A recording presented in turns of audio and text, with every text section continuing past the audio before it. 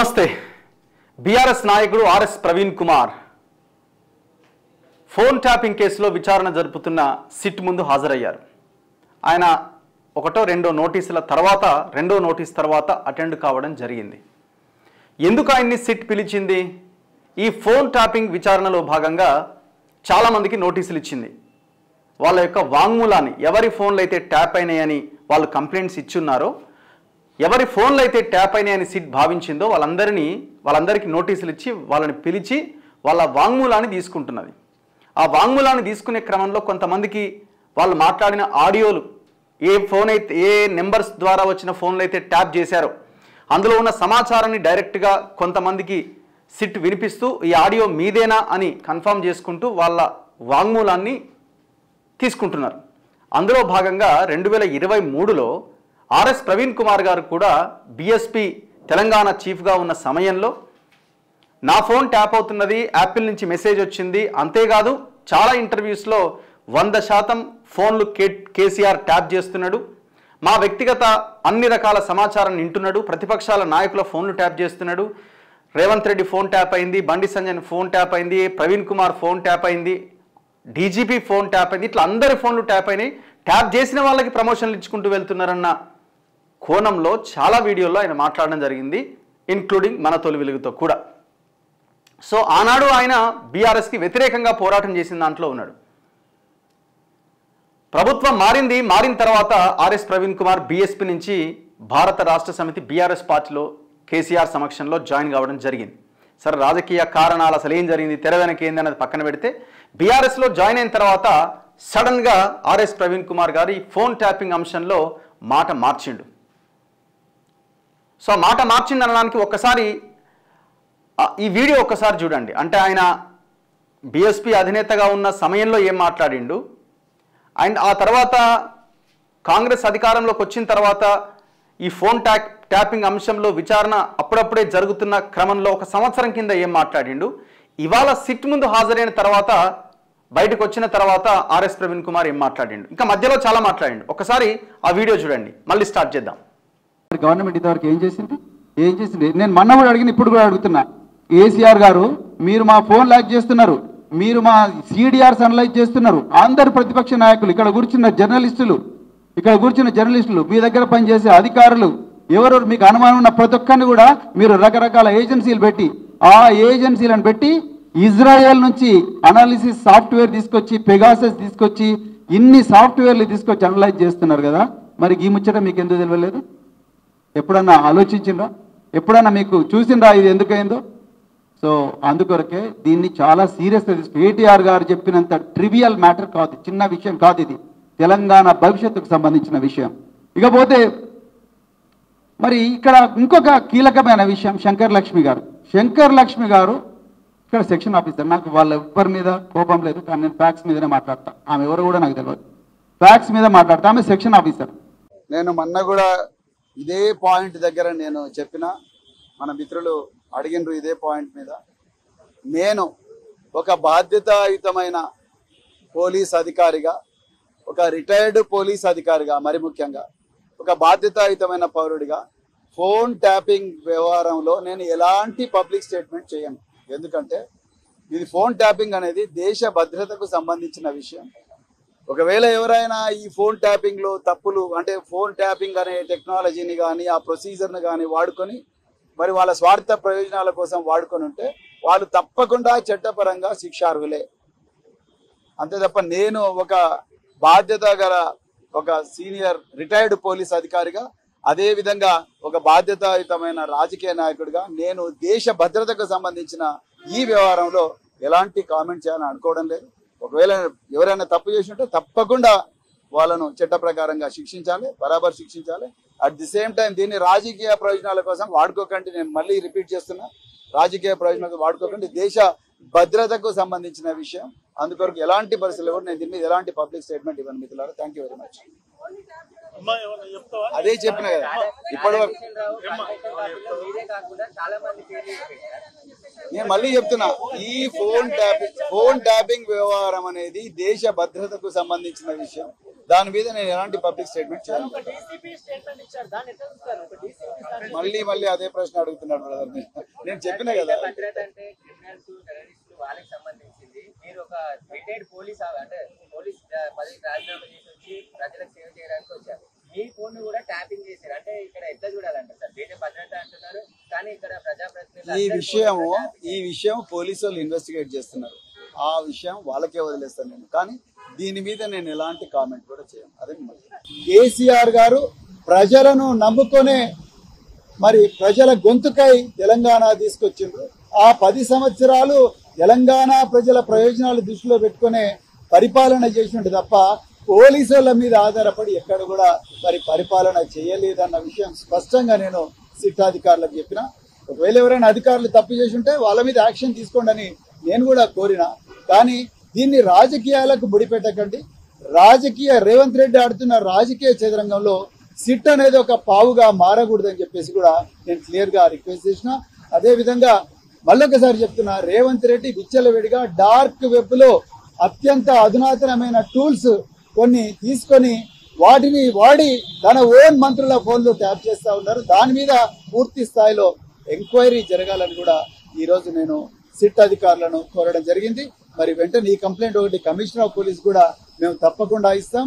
దీని మీద పూర్తి స్థాయి విచారణ జరిగేదాకా కూడా మేము ప్రభుత్వం మీద పోరాడుతూనే ఉంటామని చెప్తూ మరొకసారి సహకరించిన మీడియా మిత్రులందరూ కూడా హృదయపూర్వక ధన్యవాదాలు చెప్తూ జై తెలంగాణ, జై కేసీఆర్.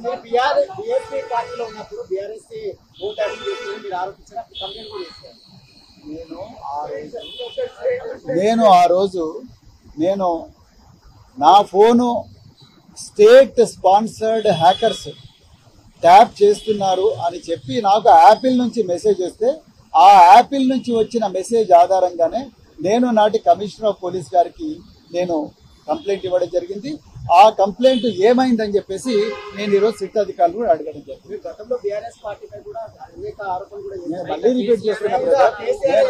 నేను మళ్ళీ రిపీట్ చేస్తున్నా, నేను యాపిల్ నుంచి వచ్చిన మెసేజ్ ను కమిషనర్ ఆఫ్ పోలీస్ గారికి ఇచ్చిన, అంతకుమించి నేను ఎక్కడ కూడా ఏమీ చేయలేదని క్లియర్ గా చెప్తాను.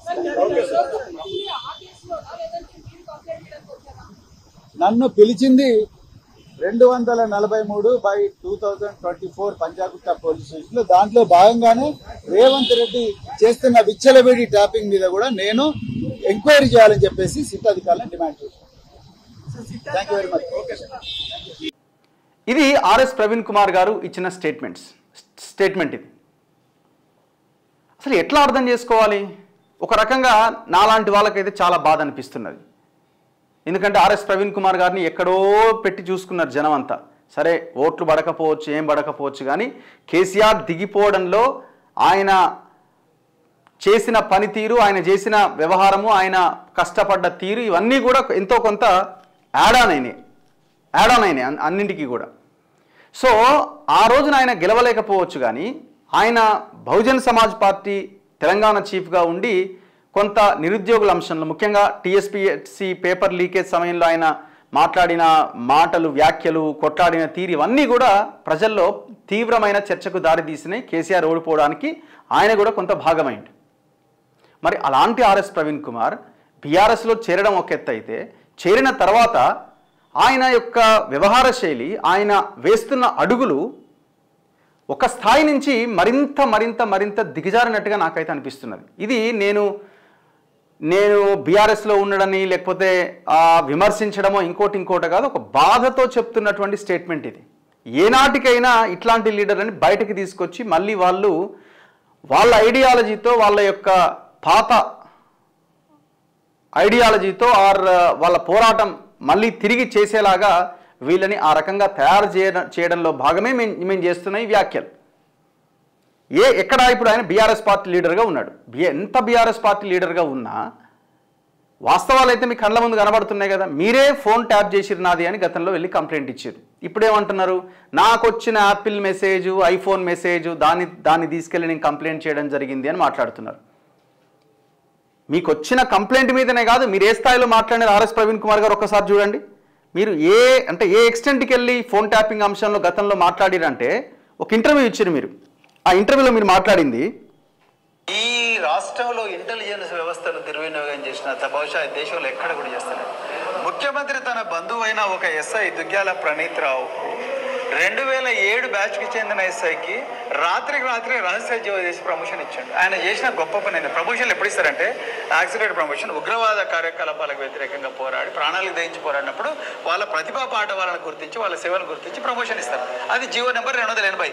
కానీ ఇలా జరుగుతున్నది ఏంటయ్యా అంటే ఇలా మా ఫోన్లు హ్యాక్ చేస్తున్నందుకు, మా ఫోన్లు ట్యాప్ చేస్తున్నందుకు, డీజీపీల ఫోన్లు, రేవంత్ రెడ్డి ఫోను, బండి సంజయ్ ఫోను, లేకపోతే ప్రవీణ్ కుమార్ ఫోను, వీళ్ళందరి ఫోన్లు ట్యాప్ చేస్తున్నందుకు బహుమతిగా ముఖ్యమంత్రి డైరెక్ట్గా ఆయనతో కనెక్షన్ పెట్టుకుని ఆయన బంధువు అయిన దుగ్గ్యాల ప్రణీత్ రావుకు మరి అలా ప్రమోషన్ ఇచ్చిండు. అది తప్పు అంటున్నా, చట్ట విరుద్ధం.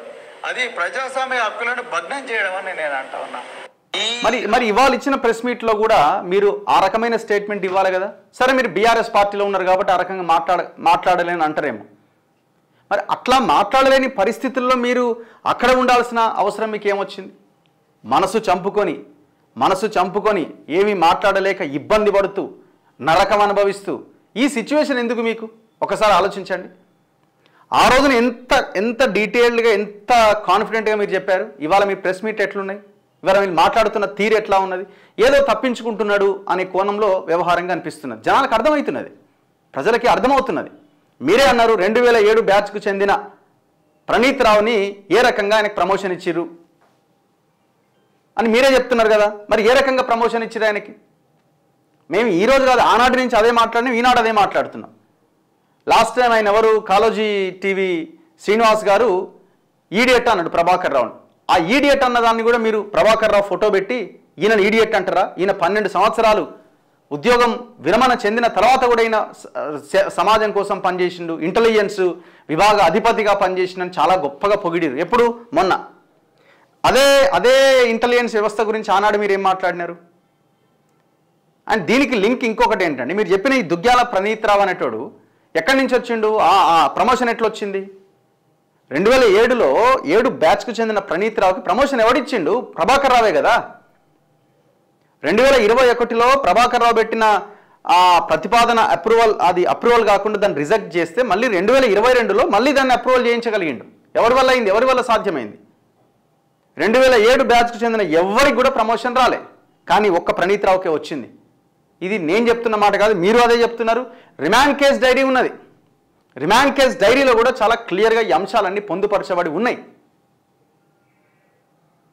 ఇప్పుడు మీరు ఇవాళ మాట్లాడిన ప్రెస్ మీట్ మీద మనం ఒక్కసారి విశ్లేషిద్దాం. రేవంత్ రెడ్డి హయాంలో మంత్రుల ఫోన్లు ట్యాప్ అవుతున్నాయి, ప్రతిపక్షాల ఫోన్లు ట్యాప్ అవుతున్నాయి, ఇంకోరు ఫోన్లు ట్యాప్ అవుతున్నాయి అని అంటున్నారు. సరే, ట్యాప్ అవుతున్నాయి అని అనుకుందాం. దాని మీద ఎవరైనా వెళ్ళి కంప్లైంట్ ఇచ్చారా? సరే, జరగలేదు, అసలు ఏమీ లేదు అని అనుకోవడానికి కూడా వీల్లేదని అంటున్నాం మేము కూడా. ఒకవేళ ఏమైనా అలాంటివి జరుగుతున్నప్పుడు మీరు పాతదాన్ని ఎస్ నిజంగానే కేసీఆర్ హయాంలో కూడా జరిగింది, ఇప్పుడు కూడా జరుగుతుంది అని అంటే దానికి ఒక అర్థం ఉంటుండే. అసలు మొత్తం వాస్తవాలన్నీ పక్కన పెట్టేసి 4000 ఫోన్లు ట్యాప్ అయిన ఒకవైపున సిట్ చెప్తుంటే, ఫోన్ సంభాషణలు వినిపిస్తుంటే, అందరినీ అరెస్టులు చేస్తుంటే, ఇంత పెద్ద తతంగం జరిగిన తర్వాత చివరికి ఆర్ఎస్పీ గారు కేసీఆర్ కూతురు కవిత కూడా ఆ అంశాన్ని ప్రస్తావించారు. చూశారు కదా మొన్న TV5 ఇంటర్వ్యూలో. ఫోన్లు ట్యాప్ చేశారు అన్న విషయాన్ని ఆమె అంగీకరించారు. ఆమె మా వాళ్ళకు సంబంధించిన ఫోన్లు కూడా ట్యాప్ అయినాయట, సిట్ వాళ్ళ నుంచి కాల్ వచ్చింది అని.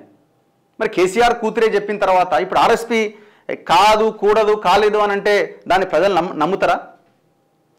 మీరు రేవంత్ రెడ్డి ఫోన్ ట్యాపింగ్ చేస్తుండు, మంత్రుల ఫోన్ కూడా ట్యాప్ చేస్తుండు అని ఏదో ఒక సౌత్ పోస్ట్ ఎందులోనో వచ్చిందని ఏదైతే మీరు చెప్తున్నారో దాని మీద పోరాటం చేయండి, తప్పులేదు. 100% దాని మీద ఫైట్ జరగాల్సిందే, వాస్తవాలు బయటికి రావాల్సిందే. కానీ అదే సమయంలో అంతకుముందు జరిగిందన్న ఆధారాలు ఉన్నాయి, పెద్ద ఎత్తున అరెస్టులు జరిగినాయి, ఇప్పుడు ఇంకా ఆ విచారణ కొనసాగుతున్న ఈ క్రమంలో దాని గురించి మాట్లాడకుండా మీకు నోటీస్ ఇచ్చింది దేనికి? మీరు సిట్ ముందుకు వెళ్ళింది ఎందుకు? సిట్ ముందుకు వెళ్ళింది 2023లో మీరు ఇచ్చిన కంప్లైంట్ దాని మీద మీరు సిట్ ముందుకు వెళ్ళారు వాంగ్మూలం ఇవ్వడానికి. మిమ్మల్ని అందుకే నోటీస్ పిలిచింది. మీరు ఇప్పుడు రేవంత్ రెడ్డి మీరు మీ ఫోన్లు మంత్రుల ఫోన్లు ట్యాప్ చేస్తున్నారంటే మంత్రులు మీడియా ముందుకు వచ్చే చెప్పి మా ఫోన్లో ఎవరు ట్యాప్ చేసి ఎవరు ట్యాప్ చేయలేదని. సరే, మీ ఫోన్లో ఏమైనా ట్యాప్ చేసి మీరు ఇమీడియట్గా వెళ్ళి కంప్లైంట్ చేయండి. కానీ ఏమైపోయిందంటే మీరు రేవంత్ రెడ్డిని విమర్శించడమో కాంగ్రెస్ని విమర్శించే క్రమంలో కేసీఆర్ని ఏదైతే కాపాడుతున్నారు చూసారా, ఆ విషయంలో మీరు ప్రజల ముందు పలచనైపోతున్నారు. ఇదే మా బాధ. ప్రజల ముందు పలచనైపోతున్నారు. అసలు ఎందుకు ఇట్లా ఈ రకంగా ఇంత ఇదిగా మాట్లాడాల్సిన అవసరం ఏంది? ఆర్ఎస్ ప్రవీణ్ కుమార్కే వచ్చింది ఏంది? మరి మిగతా వాళ్ళు ఎందుకు మాట్లాడతలేరు? మొత్తం ఆర్ఎస్పీని ముందు పెట్టే మాట్లాడిస్తుంది కదా పార్టీ. మరి ఆర్ఎస్పీకి ఏమొస్తున్నది దీనివల్ల? పేరు పోతున్నది, ఉన్న వ్యక్తి మీ యొక్క వ్యక్తిత్వం నాశనం అవుతున్నది తప్ప మీకేమైనా దీనివల్ల లాభం వస్తుందా? మరి వ్యక్తిగతంగా లాభం వస్తే మాకు తెలియదు కానీ. సో దయచేసి వాస్తవాల్ని ప్రజల ముందు పెట్టే ప్రయత్నం చేయండి. ఎస్, రేవంత్ రెడ్డి ఫోన్లు ట్యాప్ చేస్తే రేవంత్ రెడ్డి ప్రజా వ్యతిరేక విధానాలకు ఉన్నప్పుడు పాల్పడతలేదని కూడా ఎవరు అనట్లేదు. 100% జరుగుతున్నది. మేమే దాన్ని ఎవ్రీడే ఎక్స్పోజ్ చేస్తున్నాం. దాని మీద కొట్లాడండి. కానీ జరిగిన తప్పుని అసలు ఏం జరగలేదు, జరిగితే వాళ్ళ మీద యాక్షన్ తీసుకోండి, కేసీఆర్ పాలన చాలా అద్భుతం. అరే అంతకుముందు దరిద్రం అనే కదా మీరు పార్టీ పెట్టి పెద్ద ఎత్తున ప్రచారం చేసింది. ఒక్కసారి మీరు రిమాండ్ కేసు డైరీ చూసుకోండి, మీరు అంతకుముందు మాట్లాడిన వీడియోలు చెక్ చేసుకోండి. ఇంకా మీరు ఇంత మాట్లాడినా మాకు ఇప్పటికి కూడా నమ్మకం లేదు ఈ కేసులు ఏడిదాకపోతే రేవంత్ రెడ్డి ఏడిదాకా తీసుకుపోయడం క్లోజ్ చేస్తాడని. చాలా కేసులు కాంప్రమైజ్ అయిపోయినాయి ఈ రాష్ట్రంలో. ఔటర్ రింగ్ రోడ్ కేసు ఏమైందో, సిట్ వేస్తామన్నారు, ఇంతవరకు అతిగతి లేదు. గొర్రెల స్కామ్ అటే పోయింది. మాకు ఈ ఫార్ములా కార్ రేసింగ్ సంబంధించిన స్కామ్లో కూడా చాలా అనుమానాలు ఉన్నాయి ఇంకా. ఎందుకంటే ఆ గ్రీన్కో అనిల్ ఇప్పటికే రేవంత్ రెడ్డిని అటు వాళ్ళని కలుస్తున్నారని వార్తలు వస్తున్నాయి ఇప్పటికే. మరి ఇంత జరుగుతున్న తర్వాత మీరేదో మొత్తుకోవడం వల్ల మీకు ఉపయోగం అయితే లేదని నాకు అనిపిస్తున్నది. సో అందుకే దయచేసి మీరు పలసనైపోతున్నారు. మీ వ్యక్తిత్వం మీద దెబ్బ పడుతున్నదని నాకు అనిపిస్తున్నది ఈ వీడియోలు కానీ మీరు మాట్లాడుతున్న తీరు చూస్తుంటే. సో దయచేసి ఏమైనా ఈ వీడియో మీకు ఉపయోగపడేది ఉంటే దయచేసి పరిగణలోకి తీసుకోమని కోరుతున్నాం. ఒకసారి గతంలో ఆర్ఎస్ ప్రవీణ్ కుమార్ గారు చేసిన ట్వీట్లు ఒక్కసారి చూద్దాం. పాత ట్వీట్లు ఉంటాయి కదా, వాటిలో ఆయన ఏం మాట్లాడండి ఆ రోజున. ప్రభుత్వాలను ఐఫోన్ను హ్యాక్ చేస్తున్నాయి, జాగ్రత్తగా ఉండమని యాపిల్ నన్ను హెచ్చరించింది. మీలాగా నేను నా ఫోన్ను ధ్వంసం చేయను. ఎవరిని ఉద్దేశించి ఈ మాటలు? కల్వకుంట్ల కవితను ఉద్దేశించి. ఎందుకంటే ఆమె 10 ఫోన్లు బలగొట్టిందని పెద్ద చర్చ జరిగింది కదా దాని మీద. కానీ మీ దోపిడీ చీకటి సామ్రాజ్యాలను ధ్వంసం చేసి మా మహనీయులు కలలుగన్న బహుజన రాజ్యాన్ని నిర్మిస్తా. BRS party and BJP India వాళ్ళిద్దరికి ట్యాగ్ చేస్తూ ఆయనకు ఆనాడు వచ్చినటువంటి ఐఫోన్ మెసేజ్ని, ఐఫోన్కి మీ ఫోన్ హ్యాక్ అవుతుంది అని, state sponsored attackers may be targeting your phone అని ఏదైతే వచ్చిందో దాన్ని ట్యాగ్ చేస్తూ ట్వీట్ చేసిండు. ఇట్లా చాలా ఉన్నాయి. నా ఫోన్లో పెగాసెస్, కిషన్ రెడ్డి ఫోన్ కూడా మోదీ వింటున్నారు, దేశంలో 10,000 మంది ఫోన్లు ట్యాప్ అయినాయని ఎవరైనా కేటీఆర్ మాట్లాడిన వ్యాఖ్యలు ఆనాడు ఆంధ్రజ్యోతి వచ్చిన కటింగ్ని యాడ్ చేస్తూ, కేటీఆర్ గారు మీరు పెగాసిస్ గురించి మాట్లాడడం నిజంగా ఒక జోక్. మీ నాన్నగారు అదే కేసీఆర్ ఇజ్రాయెల్ టెక్నాలజీ వాడి తెలంగాణలో 1000 ఫోన్లు గత 8 సంవత్సరాల నుంచి ట్యాప్ చేయడం లేదా? మీ దెబ్బకు మీ పార్టీ వాళ్ళు వాట్సాప్ కాల్లో కూడా మాట్లాడడానికి వణుకుతున్నారు. ఇంకా చాలానే కథలున్నాయి. ఎవరండి ఇవి చెప్పిందని? ఆనాడు ఆర్ఎస్ ప్రవీణ్ కుమార్ గారు చేసిన ట్వీట్లు 2022 10వ నెల 8వ తారీఖు. ఏమన్నారు ఆయన? ఇప్పుడు ఇవాళ డార్క్ వెబ్ గురించి మాట్లాడుతున్నారు కదా. ఇజ్రాయెల్ టెక్నాలజీ వాడి తెలంగాణలో 1000 ఫోన్లు 8 సంవత్సరాల నుంచి ట్యాప్ చేయట్లేదా అని ఆర్ఎస్ ప్రవీణ్ కుమార్ గారు ఆనాడు చేసిన ట్వీట్ ఇది. రైట్, ఇంకా ఉన్నాయి కదా. ఇగో ప్రగతి భవన్ లీక్స్, ఎమ్మెల్యేల కొనుగోలు వ్యవహారంలో 2 ఆడియోలు బయటకు వచ్చినాయి. మీడియాకు ముందే సమాచారం ఇచ్చి రిలీజ్ చేసిన ప్రగతి భవన్ వర్గాలు అని ఆనాడు ఈ ఫామ్ హౌస్ ఎమ్మెల్యేల కొనుగోలు కేసు, ఈ నందకుమారి కేసు సంబంధించిన వార్త వస్తే వెలుగులో దాన్ని ట్యాగ్ చేస్తూ మొత్తం తెలంగాణలో లక్షల ఫోన్లు 8 సంవత్సరాల నుంచి ట్యాప్ అవుతూనే ఉన్నవి. దొరల గడీల పాలన అంటే ఇట్లనే ఉంటుంది. మునుగోడులో తిష్టవేసిన టీఆర్ఎస్ ఎమ్మెల్యే, ఎమ్మెల్సీ, ఎంపీ అన్నలారా, అక్కలారా, మీ ఫోన్లు కూడా ట్యాప్ అవుతున్నవి. కేవలం ఏనుగు గుర్తుతోనే మీకు రక్షణ. మీ దొర ఇచ్చినవి తీసుకొని మా బీఎస్పీకి ఓటేయించండి అని మునుగోడు ఎలక్షన్స్ టైంలో ఆయన చేసిన ట్వీట్ ఇది. ఆల్ ఆర్ ఎవిడెన్స్ అండి. మీరు ఎక్కడా మనం బయటపడడానికి అవకాశమే లేదు కదా. ఇగో agencies trying to hack iPhone, got Apple notice, TBSP chief అన్నాడు ఆయన చెప్పింది.